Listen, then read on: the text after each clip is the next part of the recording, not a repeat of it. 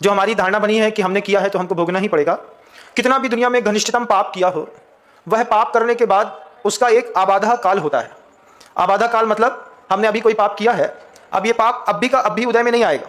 इसके लिए अंतर मुहूर्त से लेकर के पूर्व कोटि वर्ष तक के बीच का एक काल का टाइम पीरियड रहता है। उस टाइम पीरियड के बाद ही वो पाप कर्म उदय में आता है। मतलब आपने कोई पाप किया है, अब पाप आपसे कहता है अभी तेरे पास टाइम है, तो बचने की कोशिश कर सकता है तो बच ले। तो उसके जो आबाधा काल होता है, उस आबाधा काल में हमारी जवाबदारी बनती है कि धर्म ध्यान के माध्यम से, तप के माध्यम से, उपवास के माध्यम से, तीर्थ वंदना के माध्यम से, मुनियों को आहार दान के माध्यम से, ध्यान के माध्यम से, सामायिक के माध्यम से जो कर्म हमने बांधा है, उस बंधे हुए कर्म की शक्ति को छीण कर दें।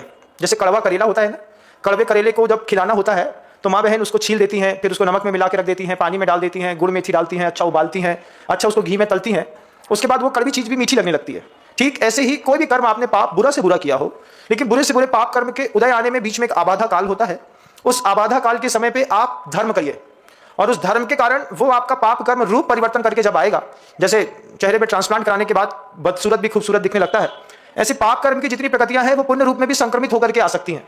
तो हमारे यहाँ जैन शासन में उदय, उदीर्णा, स्तबुक, संक्रमण, अपकर्षण, उत्कर्षण ऐसी कर्म की 10 स्थितियां होती हैं। उन 10 स्थितियों में कर्म को ढालिए। फिर अगर आपको लगता है कि हम बहुत अच्छा कर रहे हैं और लगातार हमारे साथ पाप कर्म हो रहा है, पाप उदय में आ रहे हैं, तो ये आपके पूर्वबद्ध हैं। पहले आपने बांधा होगा, उसकी आबादा काल आज खत्म हुई तो एक उदय आया, दूसरा उदय आया, तीसरा उदय में आया। इसके लिए आचार्य कुंद देव ने बहुत अच्छी एक कारिका लिखी है। गुरुवर कुंद देव कहते हैं, पक्के फलम मी पड़िदे जहना फलम बज्जदे पुणो विंडे जीवस्य कम अभावे पड़िदे ना पुणोदय मुवेहिम। आचार्य कहते हैं, आम के पेड़ में आम लगा है और पक गया तो पक्के फलम मी पड़िदे, जमीन में गिरा, जहना फलम बज्जदे पुणो विंडे, जैसे वो फल दोबारा पेड़ पे नहीं लगता।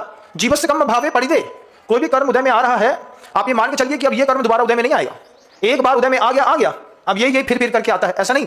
उसी 9 कर्म के साथ दोबारा कोई नया कर्म उदय में आता है बार बार।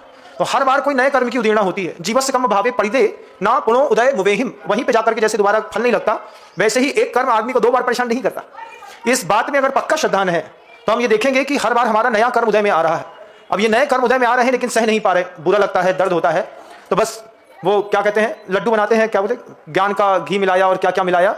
ऐसे ही यहाँ पर तप साधना के माध्यम से, देव पूजा के माध्यम से, 7 स्वाध्याय, एकासन, उपवास, ये ऐसे साधन है जो कर्म की शक्ति को नष्ट कर देते हैं। तो इन साधनों का प्रयोग करिए। और कोई भी कर्म उदय में आ रहा है बुरा, तो बुरे कर्म के उदय आने के वक्त में थोड़ा सा समता भाव न रह पाओ, तो जिनके पास समता भाव है वहां पर जाकर के रहो। साधु को देखने से भी समता भाव बहुत अच्छा बढ़ता है, जिसके कारण आप अपने कर्म को उसी रूप में ना भोग करके धर्म के रूप में भोगने का पुरुषार्थ करें।